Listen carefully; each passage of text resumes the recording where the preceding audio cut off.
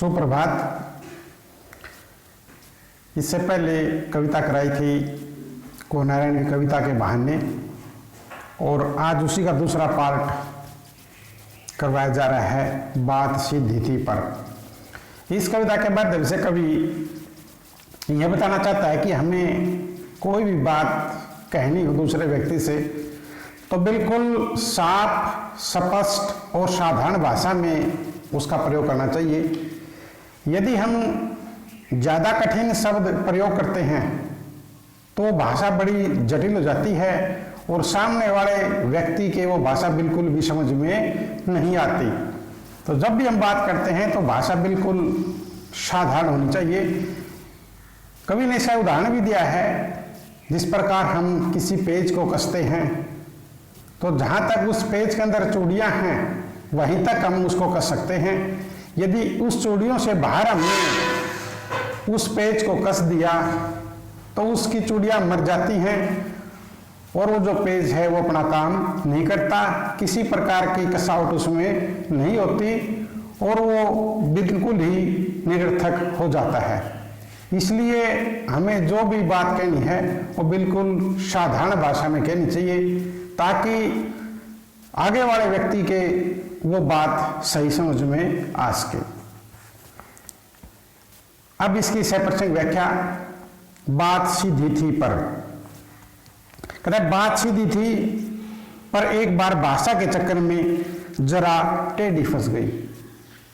कभी कह रहा है कि जो मेरा बात कहने का ढंग था वो बिल्कुल आसान था, लेकिन कुछ शब्दों की वजह से जो भाषा थी वो काफी टेढ़ी हो गई। उसे पाने की कोशिश में भाषा को उल्टा पलटा, तोड़ा मरोड़ाया, घुमाया फिराया कि उस बात को सही ढंग से बताने के लिए, सही ढंग से उस बात का वर्णन करने के लिए मैंने कई शब्दों का हेरफेर किया, तोड़ा मरोड़ा, इधर उधर घुमाया कि मैं बात को आसानी से कह सकूं या फिर भाषा से बाहर आए, लेकिन इससे भाषा के साथ साथ बात और भी पेचीदा होती चली गई।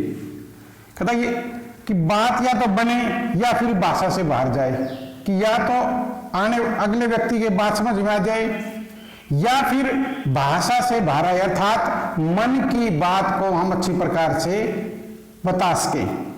लेकिन इससे भाषा के साथ साथ बात और भी पेचीदा होती चली गई, पेचीदा मुश्किल होती चली गई। कहते बताना तो आसान ढंग से था, लेकिन जो बताने का ढंग था उससे ज्यादा वो बात उलझती चली गई, अर्थात समझने वाले व्यक्ति के मन में वो बात सही समझ में नहीं आई।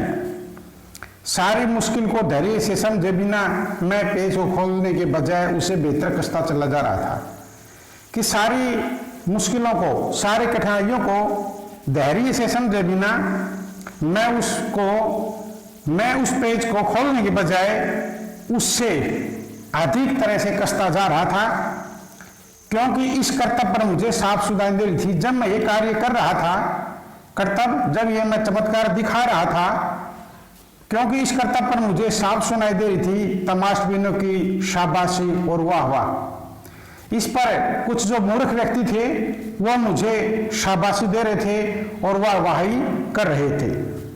आखिरकार वही बात जिससे मुझे डर था, और आखिर में जिस बात का मुझे डर था वही बात बनती चली गई।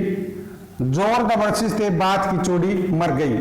जोर जबरदस्ती बलपूर्वक कार्य करने से बात की जो चूड़ी थी, अर्थात जो चूड़ियां थी, वो समाप्त हो गई और भाषा में बेकार घूमने लगी, और जो भाषा थी वो बेकार हो गई, अर्थहीन हो गई।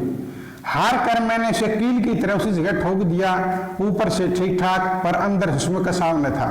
हार करके मैंने उसको कील की तरह उसी स्थान पर अत्यंत भयंकर ढंग से उसको ठीक दिया, लेकिन अंदर से न तो उसमें कसाव था न ताकत थी, कि अंदर से न तो उसमें वो पकड़ बन पाई न वो ताकत, वो शक्ति मुझे दिखाई दी उसके अंदर।